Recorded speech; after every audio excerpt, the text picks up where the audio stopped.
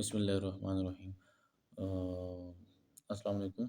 میری آج کی جو ویڈیو ہے یہ خاص کر ان والدین کے لیے ہے جن کے بچے تھیلیسیمیا کی موذی بیماری میں مبتلا ہیں، جن کو ہر مہینے خون لگتا ہے۔ تو ان کے لیے سب سے بڑی خوشخبری یہ ہے جی کہ ایک کلینک ہے، ایک ڈاکٹر ہیں پاکستان میں، اور کافی ہوں گے، لیکن جن کو میں جانتا ہوں یا جن سے مجھے افاقہ ہوا ہے میں ان کے بارے میں بتاؤں گا۔ ڈاکٹر طارق مسعود، وہ اس چیز کا علاج، دوائیوں علاج، شفا تو اللہ تعالیٰ کے ہاتھ میں، تو اس چیز کا علاج کر رہے ہیں دوائیوں کے ذریعے سے، جس کی وجہ سے ہر مہینے کے خون کے لگنے کا جو ہے اس سے چھٹکارا مل رہا ہے۔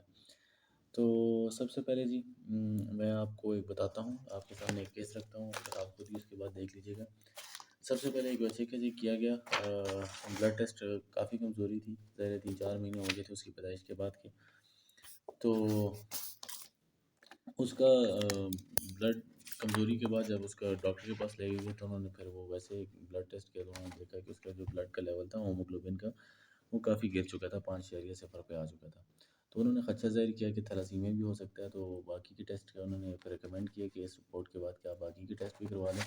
جب باقی کے ٹیسٹ کروائے گئے تو یہ ہم نے PCR میں ڈائریکٹ آپ کے سامنے رکھا ہے، باقی کے ٹیسٹ کافی لمبے چوڑے ہوئے ہیں کہ کون سا ٹیسٹ کیسے ہے۔ وہ ایک خون کی ٹیسٹ ہوتا ہے، اور وہ وہ باقی نیوٹریشن وغیرہ کے باقی ٹیسٹ انہوں نے کیے۔ تو یہ PCR جو تھیلیسیمیا ہے اس میں رپورٹ ڈائگنوز ہوئی ہے، this is the consistent with diagnosis of the beta thalassemia major.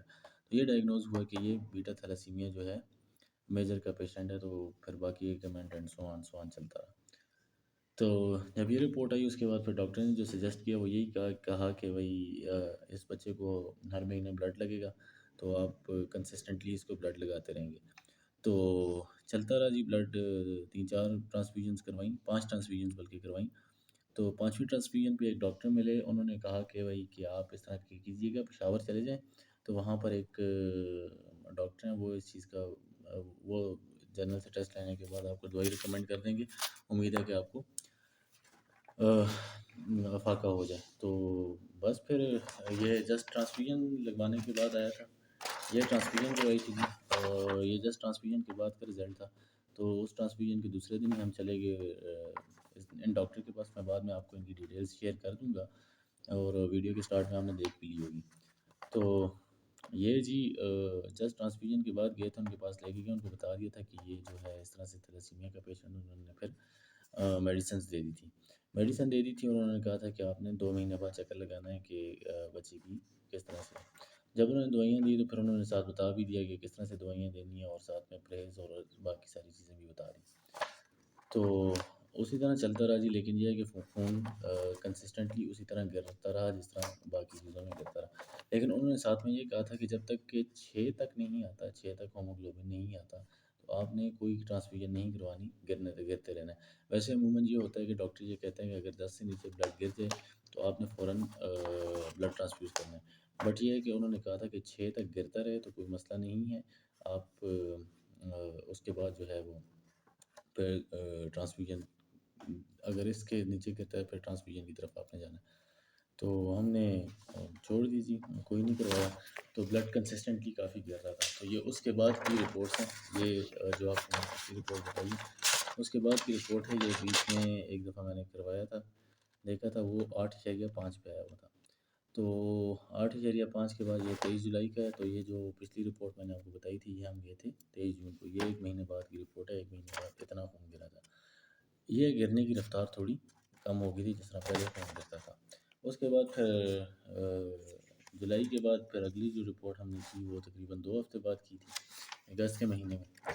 تو اس میں جو آپ کو یہ جو خون آیا تھا یہ 7.6 تھا، یہ بہت ہلکی لکھائی ہے، آپ کو شاید نظر نہ آ رہی ہو، 7.6 تھا۔ تو پھر تھوڑا فکر مند ہو گئے تھے کہ کافی ابھی گر چکا ہے، تو پھر ہم ڈائریکٹ ڈاکٹر کے پاس چلے گئے۔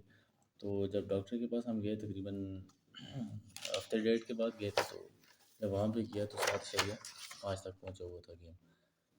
تو ڈاکٹر نے پھر بھی کہا کہ آپ نہ لگوائیں، تو ہم نے پھر لگوایا نہیں، اور بچے نے پھر آہستہ آہستہ پھٹنی شروع کر دی تھی۔ تو بچے کا ہم نے کوئی نہیں دیکھا جی، اس کے بعد نہ ٹرانسفیوژن کروائی تو نہ کوئی اس طرح سے بلڈ رپورٹ ہم نے اس کا دیکھا کہ بھئی کہ خون گر رہا ہے یا نہیں گر رہا۔ تو ابھی اتفاق ہوا میرا، تو میں ڈاکٹر کے پاس دوبارہ گیا، تو انہوں نے بھی بلڈ سی پی دوبارہ کیا، تو بلڈ سی پی میں جو رپورٹ آئی تھی وہ 9.1 آئی تھی۔ اب جو انہوں نے مجھے دوائیاں دی تھی وہ تو میں نہیں بتاؤں گا، کیونکہ لازمی بات ہے، ضروری نہیں ہے کہ یہ تو ڈاکٹر ہی ریکمینڈ کریں گے، لیکن یہ ہے کہ ایک تھیلاسیمیا بیٹا تھیلاسیمیا میجر کا پیشنٹ، اس کو ریکوری کے بعد ابھی 9.1 پہ وہ اس ٹائم 9.1 یا 10 کے آس پاس جو ہے وہ اس ٹائم چل رہے ہیں، اور یہ بہت بڑی پریشانی حل ہے ان والدین کے لیے جن کے بچے اس وقت اس بیماری میں مبتلا ہیں۔ تو یہ میری ویڈیو بنانے کا مقصد یہ ہے کہ بلڈ ٹرانسفیوژن سے بچائیں، اور آپ بھی اس ڈاکٹر کے پاس جائیں تاکہ آپ کو ہو۔ اب میں اپنے ویڈیو کے دوسرے حصے کی جانب آتا ہوں کہ تھیلاسیمیا ہے کیا۔ تھیلاسیمیا وہ بیماری ہے جی جس میں بچے کو 3-4 مہینوں جو ہی بچہ پیدا ہوتا ہے تو اس کے دو طرح کا تھیلاسیمیا ہے، ایک الفا تھیلاسیمیا، ایک بیٹا تھیلاسیمیا ہے۔ اس کی تین ہوتی ہیں، ایک میجر ہوتا ہے، ایک مائنر ہوتا ہے، ایک انٹرمیڈیٹ ہوتا ہے۔ مائنر میں تو کچھ بھی نہیں ہوتا، اس میں یہ ہوتا ہے کہ وہ جو بچے ہوتے ہیں یا جو ہوتا ہے ان کو مائنر ہوتا ہے اور وہ کیریئر ہوتے ہیں تاکہ وہ اگلی نسل میں وہ ٹرانسفیوز کر سکتے ہیں یا انہیریٹ کر سکتے ہیں یا وہ بیماری پھیلانے کا باعث بن سکتے ہیں۔ تو دوسرا جو انٹرمیڈیٹ ہوتا ہے اس میں یہ ہوتا ہے کہ کبھی خون لگتا ہے کبھی نہیں لگتا، یا کبھی اس طرح ہوتا ہے کہ بلڈ کا جو لیول ہے وہ درمیانہ رہتا ہے۔ تو یہ انٹرمیڈیٹ کا اور میجر میں یہ ہوتا ہے کہ وہ بلڈ کا لیول ہمیشہ گرتا ہی رہتا ہے۔ تو پھر یہ ہوتا ہے، یہ ابھی دو مائنر پیشنٹ ہے جی، یہ ایک میجر اور ایک سے زیادہ پیشنٹ ہے۔ اب ہوتا کیا ہے جی، اگر دو مائنر پیشنٹ ہوں، ان دونوں کی آپس میں شادی ہو جائے تو بچوں میں 25% چانس ہوتا ہے کہ ایک بچہ تھیلاسیمیا میجر کا ہو، اور 50% چانس ہوتا ہے کہ بچہ مائنر ہو، اور 25% چانس ہوتا ہے کہ بچہ ٹھیک ہو۔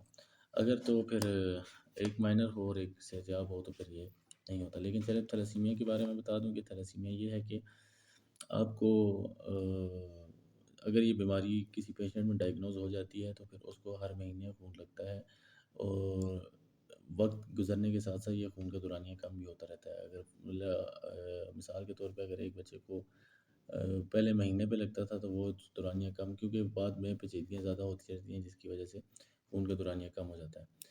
اب بار بار خون لگانے سے ہوتا کیا ہے کہ جسم میں فولاد کا جو لیول ہے وہ اپ ہو جاتا ہے، جس کی وجہ سے اعضاء کمزور ہونا شروع ہو جاتے ہیں اور باقی کے مسئلے مسائل آنا شروع ہو جاتے ہیں۔ یہ سٹارٹ میں تو اتنا نہیں ہے، لیکن بعد میں پھر اس کی بہت ساری پیچیدگیاں ہو جاتی ہیں۔ اس کا جو ابھی تک علاج پہلے جو ڈسکور ہوا تھا وہ یہی تھا کہ اس کا جو ہڈی کے گودے کا ٹرانسپلانٹ تھا، کہ ہڈی کا گودا ٹرانسپلانٹ ہوگا تو تبھی یہ ہو سکتا ہے۔ لیکن ابھی کچھ ہی حال ہی میں مجھے بھی اس بات کا پتہ چلا تھا کہ یہ دوائیوں سے بھی ہوتا ہے، تو میں نے خود یہ چیز ایکسپیرینس کیا ہے، ڈاکٹر کے پاس جا کے دیکھا تو ہو گیا۔ اب اس کی وجوہات میں تو ہم نے دیکھ لیا کہ اس کی وجوہات ہوتی کیوں ہے، کہ یہ کس طرح سے آگے ٹرانسفر ہوتا ہے، اور اس کے نقصانات بھی ہم نے دیکھ لیے ہیں کہ یہ پیشنٹ کو کس قسم کے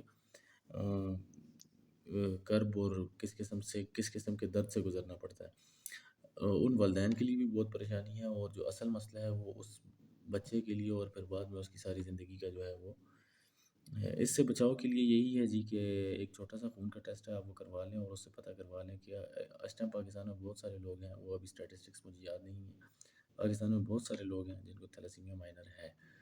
تو کوشش یہ کیجئے کہ تھیلاسیمیا مائنر کے دونوں پیشنٹس، خواہ لڑکی ہو یا لڑکا، وہ آپس میں شادی نہ کریں۔ اس سے پھر اگلے آنے والے بچوں میں بیماری کے پھیلنے کے چانسز بہت زیادہ ہوتے ہیں۔ اب میں آتا ہوں ان ڈاکٹر کی جانب۔ وہ ڈاکٹر ہیں جی، یہ پشاور میں کلینک ہے جی، بلڈ کے کلینک کے نام سے، Peshawar institute of medical sciences, اس کو عرف عام میں پمس کہتے ہیں، اور اس کا جو ایڈریس ہے وہ فیز 5 حیات آباد پشاور میں ہے۔ ان کے موبائل نمبر ہے، آپ موبائل نمبر پہ کانٹیکٹ کر کے بھی جا سکتے ہیں۔ اور ڈاکٹر طارق مسعود ان کا نام ہے جی، مفتی طارق مسعود سے نہ کنفیوز ہو جائیے گا، ڈاکٹر طارق مسعود ہیں، ہیماٹولوجسٹ ہیں جی، بہت ہی نائس بندے ہیں۔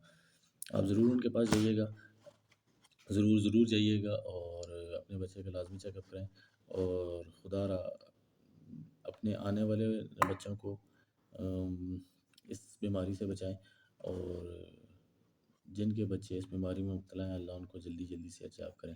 اور باقی کے جو فالو اپس ہیں یا باقی کے جو مشورے ہیں وہ آپ ضرور ڈاکٹر سے ڈسکس کریں، اور اگر آپ کو کسی قسم کی مجھ سے رہنمائی چاہیے ہو تو آپ مجھے ڈائریکٹ میسیج کر لیں یا آپ کمنٹ سیکشن میں پوچھ سکتے ہیں، میں آپ کے ہر آنسر کو انشاءاللہ ویلکم کروں گا، اور میں دعا گو ہوں کہ سب والدین کے لیے یہ پریشانی ختم ہو۔ تو ویڈیو دیکھنے کا بہت شکریہ جی. اور میرا اس ویڈیو کو بنانے کا مقصد یہی تھا کہ اس چیز کی جو اویئرنیس ہے وہ عام ہو اور مزید اس سے بچاؤ ممکن ہو. Thank you so much for watching. اور اگین اگر کسی کو کسی بھی قسم کی کوئی رہنمائی چاہیے، اگر کسی کو لگتا ہے کہ کوئی چیزیں کم رہ گئی ہیں، وہ مجھ سے پوچھ بھی سکتے ہیں. Thank you so much.